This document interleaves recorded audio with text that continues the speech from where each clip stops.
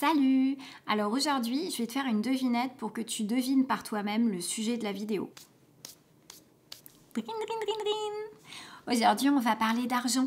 On va parler d'argent parce que c'est un sujet sensible qui touche beaucoup de personnes sur cette terre, voire tout le monde, évidemment.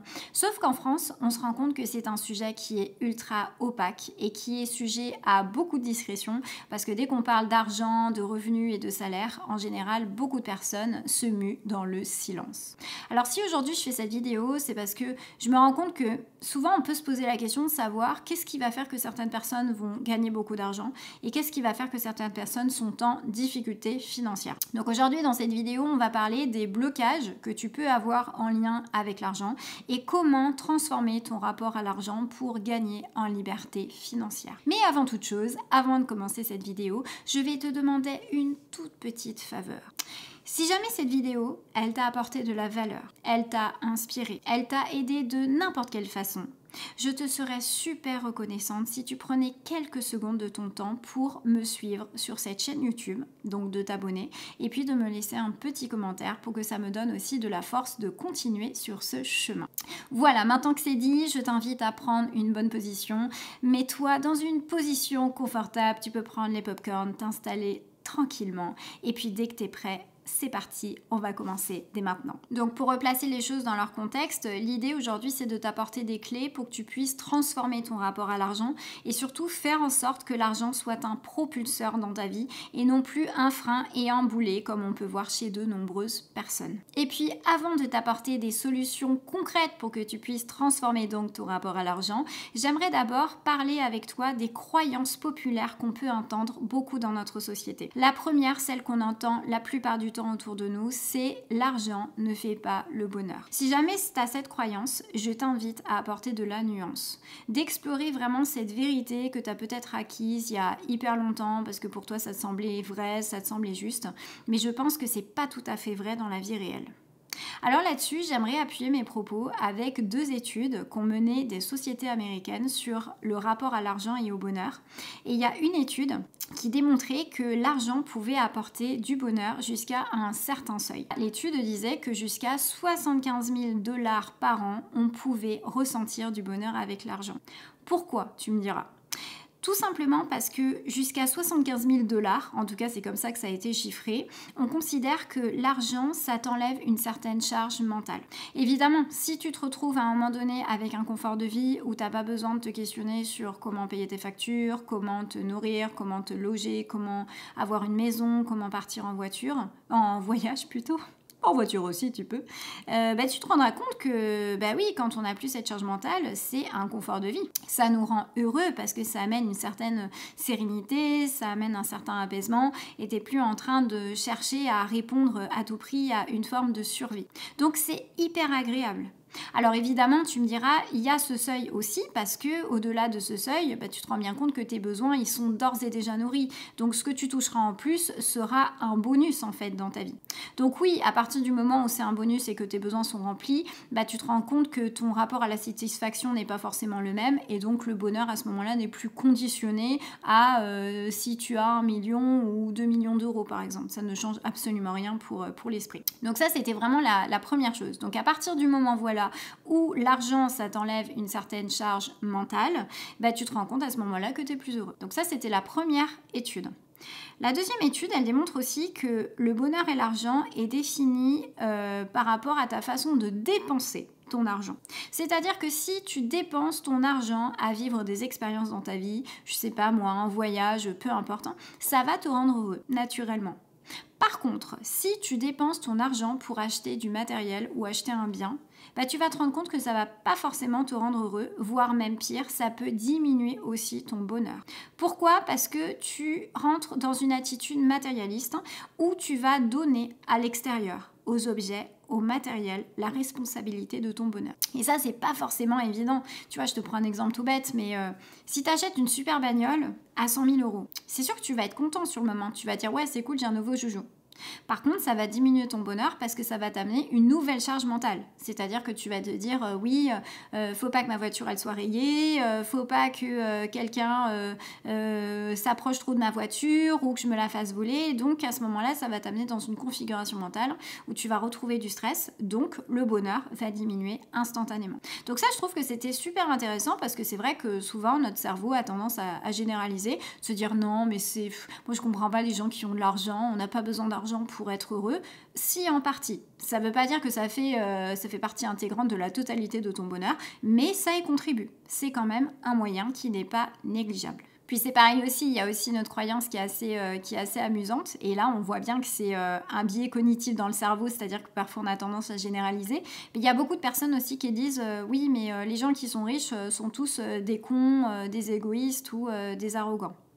Là, c'est pareil. Mes propos seraient nuancés par rapport à ça parce que, bien sûr qu'il y en a qui sont cons, arrogants, égoïstes, hein, mais il y a des gens aussi qui sont pauvres et qui ont aussi ces mêmes défauts et ces mêmes problématiques. Et ce qu'on oublie souvent, c'est que les gens qui sont riches, ils ne sont pas forcément égoïstes. Souvent, les gens qui sont riches redistribuent l'argent. Quand tu as par exemple Elon Musk qui est milliardaire, il ne garde pas forcément que ses milliards sur son compte. En fait, le mec, il réinvestit. Il réinvestit dans des projets, il réinvestit dans différents écosystèmes où il va embaucher énormément de personnes. Donc bien sûr que l'argent est redistribué. Et ça, parfois, on a tendance à l'oublier parce que on peut croire que quelqu'un qui a beaucoup d'argent, il a des poches trouées dans ses affaires, alors que pas du tout. En général, on redistribue parce qu'on a envie, on a envie de contribuer. Souvent, quand on a plus d'argent, on a aussi envie de se faire plaisir et une vie plus confortable, ça se paye. Donc, l'argent est redistribué parce que c'est une énergie, ni plus ni moins. Ce qui nous amène maintenant à la première solution qui peut t'aider à changer ton rapport à l'argent, c'est l'intolérance. Je ne sais pas si tu l'as remarqué, mais je trouve qu'on est dans une société avec la culture du bas salaire. C'est-à-dire que parfois, quand tu gagnes 2000 balles par mois, tu te dis bon je suis un peu dans la tranche moyenne, donc je vais me satisfaire un peu de ce que j'ai. Bon, dans un sens c'est bien, hein, c'est tout à ton honneur parce que si ça répond à tes besoins, j'ai envie de dire pourquoi pas. Mais je me rends compte que souvent quand on tolère par exemple ce salaire, à partir du moment où tu tolères, ça veut dire que tu acceptes dès lors de vivre la situation. Si tu acceptes de recevoir 2000 € parce que tu estimes que c'est à peu près un bon salaire, il est évident que tu vas probablement pas dépasser ce seuil de salaire. Tu vas pas gagner 4000 € demain si 2000 € te conviennent. Donc le seul levier puissant qui peut t'aider alors à gagner de l'argent, c'est l'intolérance. Si demain tu dis pour moi c'est intolérable de gagner 2000 balles, moi ma prétention c'est j'en sais rien moi 5000 balles ou 10 000 balles, il est évident que ton attitude elle va changer sur ton rapport à l'argent.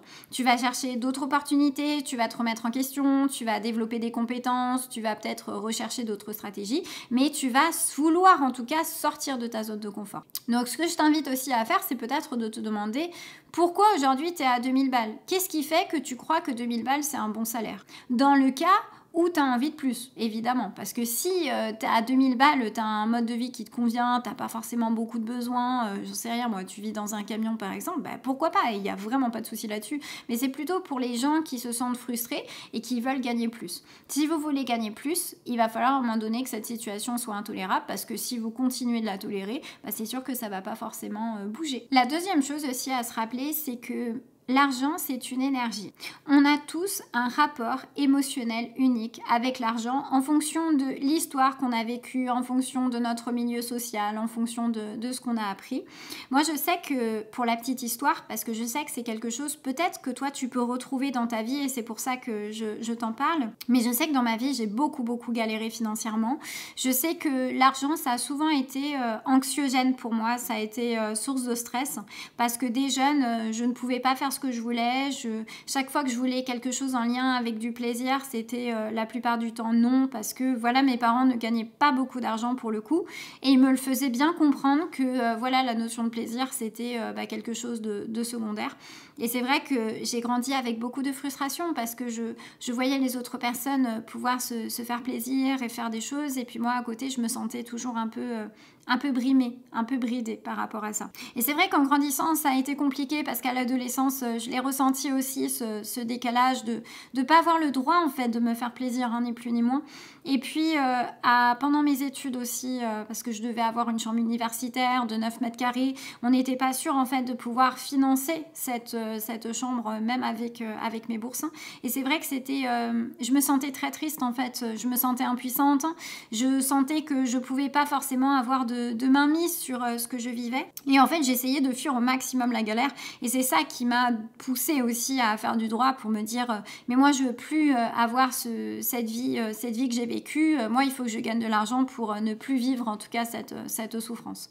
Donc ce qui est bien, c'est que des fois, vous savez, quand vous galérez, c'est aussi un moteur en fait d'évolution parce que ça vous donne une force monumentale de sortir justement de ces schémas un peu limitants. Mais je sais que ça a été hyper dur parce qu'au moment où j'ai gagné de l'argent par la suite, hein, j'avais peur aussi de me confronter à la vérité de mes parents où parfois ils pouvaient croire que les gens riches c'était des gens un peu arrogants, un peu égoïstes, hein, et j'avais peur qu'ils pensent ça en fait de moi. Bon, heureusement, ça n'a pas été le cas, mais je sais que pendant longtemps, j'avais peur de gagner de l'argent par peur de les défier, en fait, dans leur propre pensée. C'est jamais évident, en fait, de se rendre compte que, voilà, notre rapport à l'argent, c'est unique à chacun, et puis parfois, on peut avoir des rapports qui sont hyper limitants. Je sais qu'il y a un exercice qui m'a vachement aidée dans ma vie pour justement faire un bilan de mon rapport avec l'argent, parce que c'était essentiel de savoir aussi où est-ce que j'en étais, qu'est-ce qui pêchait et tout. C'est de faire cet exercice suivant en me posant cette question: si l'argent était une personne, à quoi elle ressemblerait? Si l'argent était une personne, à quoi elle ressemblerait? Quelle serait ma relation avec cette personne? Comment je me comporterais avec cette personne? Et puis à ce moment-là, on peut aller beaucoup plus loin aussi dans les questionnements. C'est de se dire, cette personne, elle a quoi comme trait de caractère? À quoi elle ressemble? Comment elle est habillée? Quelle est son attitude vis-à-vis de moi? Comment je me sens avec elle? Comment je lui parle? Comment cette personne, elle me répond? Et c'est hyper intéressant, parce que ça donne beaucoup d'informations sur ce qui se joue à l'intérieur de toi. Moi, je sais que quand je faisais cet exercice, je voyais vraiment une personne qui était habillée en noir, tu vois, un petit peu comme une personne qui était en deuil et une personne qui se sentait triste parce que je la repoussais tout le temps, parce que je croyais qu'elle n'était pas bonne pour moi en fait. Je croyais qu'elle allait me transformer. Et donc du coup, c'était pas évident parce que il y a des moments, j'avais vraiment besoin d'elle. Et puis il y a des moments, je la repoussais. C'était assez bizarre. Mais ça m'a aidé à avoir beaucoup de conscience pour mon évolution et de me rendre compte que tant que j'étais en conflit avec cette partie, ça allait être délicat pour moi aussi de gagner de l'argent. Donc c'est vraiment quelque chose que je t'invite à faire parce que je me rends compte que dans la société aussi, dès qu'on parle de l'argent, on peut vite considérer que l'argent c'est quelque chose de sale. On en a honte, on a tendance un peu à développer une certaine médisance, un certain mépris, on a tendance à rejeter l'argent. Sauf que le problème, c'est que si on le rejette, c'est sûr que ça vient pas dans notre vie. Tu vois, si tu prends cette analogie de personne avec l'argent, si cette personne, tu la rejettes continuellement, si tu la repousses continuellement, est-ce que cette personne, elle va avoir envie de te fréquenter? Non, pas du tout. Et c'est normal, c'est naturel, c'est humain. Donc c'est important quelque part de voir un peu ce qui se joue. Est-ce que derrière ce lien avec l'argent, il y a de la colère? Est-ce qu'il y a de la tristesse? Est-ce qu'il y a de la peur? Est-ce qu'à l'inverse, il y a beaucoup d'amour? Et si auquel cas, il y a beaucoup d'amour et puis c'est une relation saine, alors il n'y a pas de raison que tu sois en galère financière. C'est que tu as certainement trouvé ton équilibre aussi avec l'argent. Mais c'est toutes ces choses qu'il faut se poser comme question. Un peu comme si l'argent, c'était ton conjoint. Quel type de relation tu aurais avec cette personne? Si tu étais marié à l'argent, à quoi ressemblerait votre relation? Et c'est ultra intéressant parce que ça te donne beaucoup d'informations, même si parfois il y a des choses qui ressortent qui sont super moches. Des fois, t'as pas trop envie de le reconnaître parce que tu te dis ça la fout mal de dire que t'as honte de l'argent, par exemple, tu vois. Mais en même temps, c'est ça aussi qui va être salvateur et ça va être ta première clé justement pour que tu puisses, toi, évoluer sur ton propre chemin et te rendre compte que c'est justement ça qui pêche. Et c'est ça qui t'empêche aujourd'hui de vivre aussi ton abondance financière. Donc, je t'invite vraiment à te poser en faisant cet exercice et puis peut-être après de te demander qu'est-ce qu'il faut qu'il se passe dans ma vie aujourd'hui pour que ma relation avec l'argent change. Et peut-être que juste en te connectant à cette personne, peut-être que tu pourras la visualiser dans ta tête, tu vois, juste fermer les yeux, juste te connecter à elle, peut-être qu'à ce moment-là, le simple fait de chercher à rassurer cette partie, le simple fait de peut-être la consoler, peut-être chercher à dialoguer avec elle, peut-être lui dire ce que tu ressens, peut-être que c'est aussi un début de négociation avec cette personne. Et c'est ultra intéressant parce que des fois, c'est bousculant, des fois c'est émotionnel. Même cette personne, tu pourrais imaginer une chaise à côté de toi et puis imagine que cette personne qui représente l'argent est là à côté de toi. Et juste de lui parler comme si c'était un ami à côté de toi, de te confier, de lui dire ce que tu ressens. Et c'est hyper intéressant, hein, c'est hyper hypnotique, mais tu vas voir que rien que ça peut d'ores et déjà libérer des empreintes. Voilà, de redonner de la considération et redonner une reconnaissance à cette partie de toi. Teste cet exercice et dis-moi ce que tu en ressens parce que je pense que ça peut vraiment, vraiment transformer ton rapport à l'argent. Ça, c'est sûr, c'est indéniable. Et puis la troisième chose que j'aimerais évoquer avec toi, qui peut changer ton rapport à l'argent, c'est le conditionnement inconscient. Parce que tu l'as bien remarqué que parfois, quand on a un rapport particulier avec l'argent, souvent, c'est des choses qu'on a appris dans notre vie. C'est pas quelque chose qui est arrivé par miracle ou juste par hasard, c'est juste quelque chose que tu as appris la plupart du temps dans ton enfance. Pourquoi ? Parce qu'en fonction du milieu social dans lequel tu es, peut-être que tes parents t'ont prodiguer certaines croyances, peut-être que c'est tes proches, peut-être que c'est à l'école, il y a plein de contextes qui pourraient te permettre ça, mais tu te rends compte dès lors que parfois on peut aussi créer des associations dans notre tête. Je te prends un exemple tout bête, hein. Tes parents à l'époque, quand tu étais petit, avaient tendance à se disputer à cause de l'argent, et bien peut-être que toi dans ta tête tu as associé l'argent avec le conflit.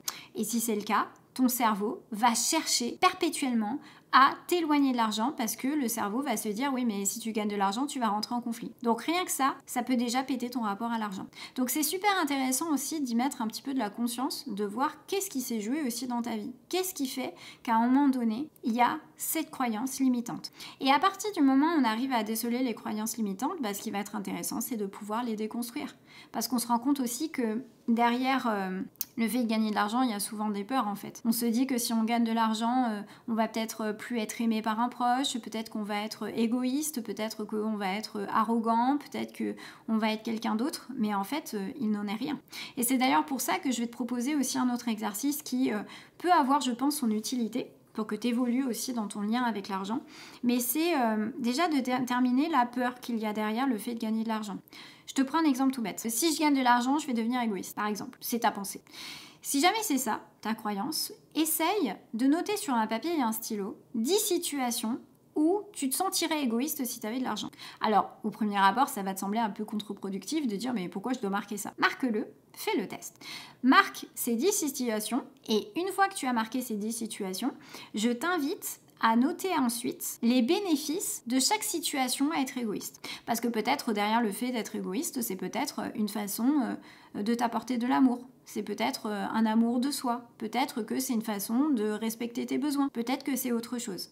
Mais c'est ce que je vais t'inviter à regarder, c'est ces bénéfices. Et une fois que tu auras noté les bénéfices, tu te rends compte que ça va te faire relativiser sur ta peur et tu vas réaliser alors que ta peur elle n'est pas si dangereuse que ça et que la plupart du temps c'est une illusion.